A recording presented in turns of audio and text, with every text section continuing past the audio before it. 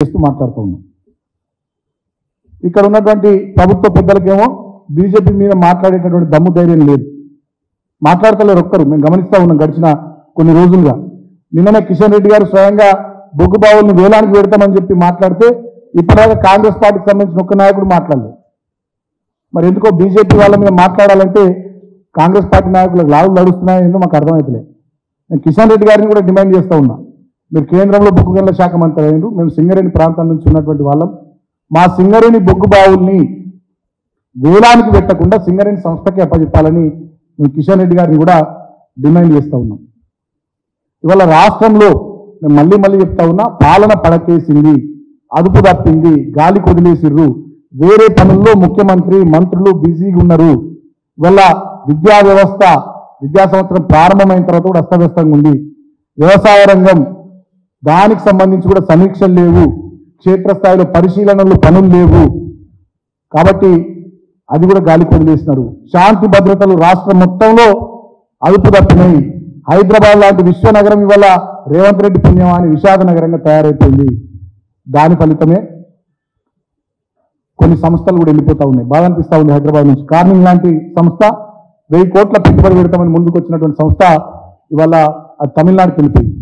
అదేవిధంగా కేమ్స్ అనేటటువంటి ఇంకొక 5000 కోట్ల పెట్టుబడి పెట్టడానికి సిద్ధమైనటువంటి సంస్థ ఇవాళ కేంద్ర ప్రభుత్వానికి అప్లై చేసుకున్నది, గుజరాత్ రాష్ట్ర ప్రభుత్వానికి విజ్ఞప్తి చేసుకున్నది గుజరాత్కి వస్తా అని చెప్పి.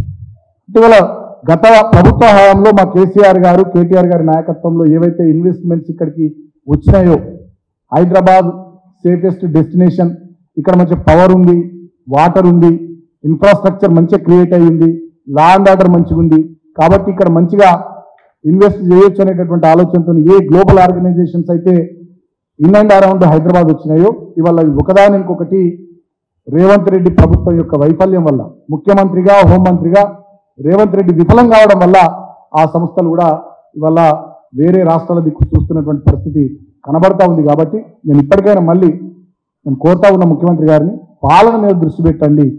విద్వేషాలు, విషమ ప్రచారాలు, దుష్ప్రచారాలు వీటి మీద కంటే కూడా, పగలు ప్రతీకారాలు, కక్షలు కార్పణ్యాల మీద కంటే కూడా ప్రజాపాలన మీరు ఏదైతే చెప్పినారో ఎన్నికల్లో దానికి సంబంధించి మీరు ఇచ్చినటువంటి మాటకు కట్టుబడి ప్రజలకు మంచి పరిపాలన అందించే ప్రయత్నం చేయాలని నేను ముఖ్యమంత్రి రేవంత్ రెడ్డి గారిని కోరుతా ఉన్నా. ఇంకా దుర్మార్గం, నేను ఇందాక చెప్పినట్టుగా గత ప్రభుత్వం మీద కమిషన్ లీసుడు, వీళ్ళు ఇసుకలో, మద్యంలో, అదేవిధంగా భూములలో, అదేవిధంగా ఫ్లై యాష్లు అనేక రకాలైనటువంటి అంశాల్లో కమిషన్లు తీసుకునే పనిలో బిజీ ఉన్నారు. ఇవాళ మా నాయకులు కేసీఆర్ గారు చాలా స్పష్టంగా వారు జస్టిస్ నరసింహారెడ్డి గారికి విద్యుత్ రంగానికి సంబంధించి గత ప్రభుత్వం తీసుకున్నటువంటి కొన్ని నిర్ణయాల మీద ఏదైతే కమిషన్ ఈ ప్రభుత్వం వేసిందో దానికి చాలా క్లియర్గా మా నాయకులు కేసీఆర్ గారు రిప్లై ఇవ్వడం జరిగింది. చాలా స్పష్టంగా వారు ఒక 3-4 అంశాలు చెప్పినారు. ఆనాడు 10 సంవత్సరాల కాలంలో తెలంగాణ విద్యుత్ రంగంలో మెరుగైన ప్రగతి సాధించడానికి మేము ఏం చేసినామో ఆ వాస్తవ విషయాలను కూడా వారు వివరించడం జరిగింది. అదేవిధంగా కమిషన్ యొక్క వ్యవహార శైలిని కూడా వారు ప్రశ్నించడం జరిగింది. కమిషన్ యొక్క శాంటిటీ అంటే ఒక రాజకీయ ప్రేరేపిత ఉద్దేశంతో ఈ కమిషన్ నియమించబడ్డట్టుగా స్పష్టంగా కనబడతా ఉంది.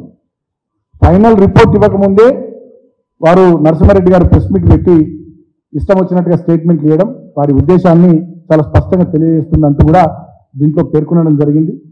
ప్రిన్సిపల్ ఆఫ్ న్యాచురల్ జస్టిస్ కు భిన్నంగా నరసింహారెడ్డి గారు చాలా విషయాలు వారు ప్రెస్ మీట్ లో మాట్లాడినట్టుగా కూడా స్పష్టంగా కనబడుతుంది. కాబట్టి ఆ విషయాలన్నీ కూడా చాలా కూలంకుషంగా ఈ 12 పేజీల లేఖలో మా నాయకులు కేసీఆర్ గారు స్పష్టంగా వివరించడం కూడా జరిగిందని చెప్పి సందర్భంగా నేను తెలియజేస్తూ ఉన్నా. నేను ఇంకో విషయం కూడా గుర్తు చేస్తూ ఉన్నా.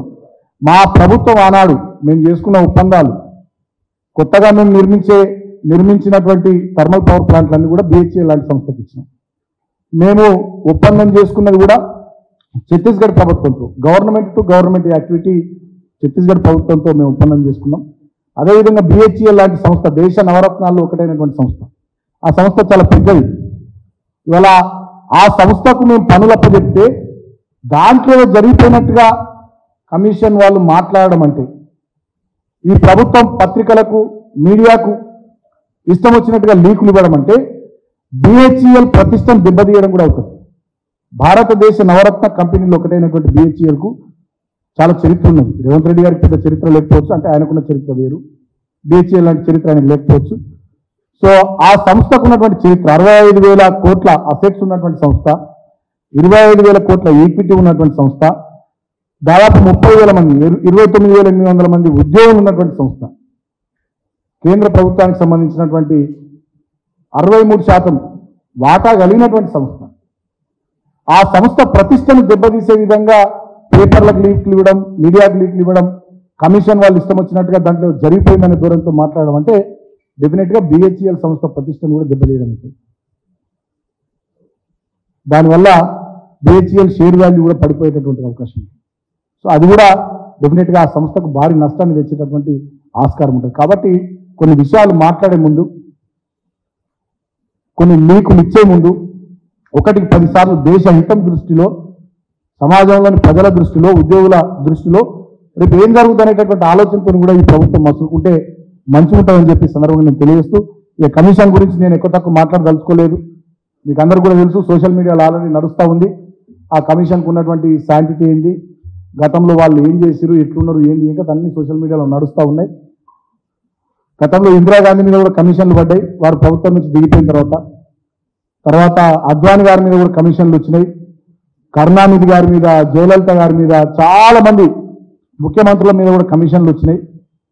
అవన్నీ కూడా కాలక్రమంలో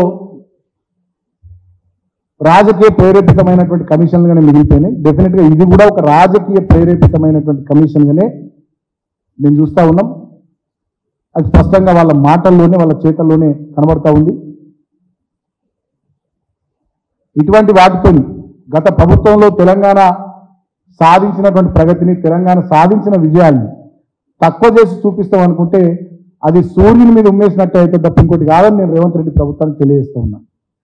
విద్యుత్ రంగంలో సాధించిన విజయాల్ని ఏదో వైఫల్యాలుగా, ఏదో తప్పులు జరిగినట్టుగా చూపించే ప్రయత్నం, మిషన్ భగీరథలో మేము సాధించినటువంటి, మంచినీళ్ళ రంగంలో మేము సాధించినటువంటి అద్భుతమైనటువంటి పురోగతిని తక్కువగా చేసి చూపించే ప్రయత్నం, ఇరిగేషన్ రంగంలో, నీటిపారుదల రంగంలో మేము సాధించినటువంటి ప్రగతిని తక్కువ చేసి చూపెట్టేటటువంటి ప్రయత్నం, ఒక ఫెయిల్యూర్ చూపెట్టేటటువంటి ఒక చిల్లర ప్రయత్నం, తెలంగాణకు వచ్చినటువంటి ఇన్వెస్ట్మెంట్స్ అన్నిటికీ కూడా ఏదో గాలికే వచ్చేసినాయి అన్నట్టుగా మాట్లాడుతున్నారు.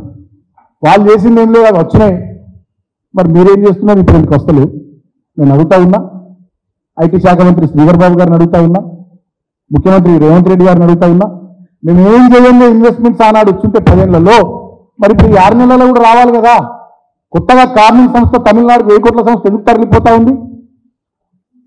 కేయిన్స్ అనేటటువంటి సంస్థ 5,000 కోట్ల సంస్థ, చిప్పులు తయారు చేసే సంస్థ, అదెందుకు గుజరాత్కు పోతామని చెప్పి ప్రయత్నం చేస్తూ ఉంది. ఏం చేయకుండా గాలికే సంస్థలు వచ్చేస్తాయా? ఇక్కడ లా అండ్ ఆర్డర్ మెయింటైన్ చేయడం కానీ, ఇక్కడ మంచినీళ్ళు పుష్కలంగా చేయడం కానీ, ఇక్కడ కరెంటు అద్భుతంగా ఇవ్వడం కానీ, ఇక్కడ ఎక్స్ట్రీమిస్ట్ యాక్టివిటీ లేకుండా చేయడం కానీ, వాళ్ళకి అన్ని రకాలుగా ఇన్వెస్టర్స్కు, పెట్టుబడిదారులకు ఇక్కడ బ్రహ్మాండమైనటువంటి వాతావరణం ఉందనేటటువంటి, ఆ ఎకోసిస్టమ్ డెవలప్ అయిందనేటటువంటి ఆలోచన వచ్చిన తర్వాతనే వాళ్ళందరికీ వచ్చారు. ఇవాళ మీ హయాంలో శాంతి భద్రతలు చక్కగా లేవు, నీళ్లు చక్కగా లేవు, కరెంటు చక్కగా లేవు. కాబట్టి సంస్థలు వెళ్ళిపోతూ ఉంది. ఇప్పటికైనా మీ పద్ధతి, పనితీరు, ప్రవర్తన మార్చుకోవాలని చెప్పి నేను ఈ ప్రభుత్వాన్ని మళ్ళీ మళ్ళీ కోరుతా ఉన్నాను. Thank you.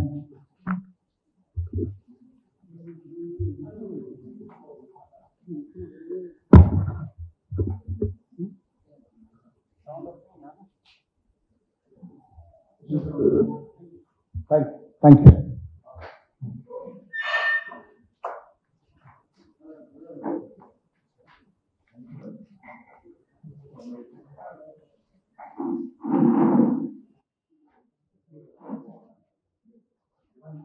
ఈ ప్రభుత్వం, ముఖ్యమంత్రి ప్రయత్నం చేస్తుండడం రాష్ట్రంలో నిజంగా విచారకరం, బాధాకరం. అదేవిధంగా రాష్ట్రంలో చూస్తున్నాం, సీజన్ ప్రారంభమైంది వ్యవసాయం.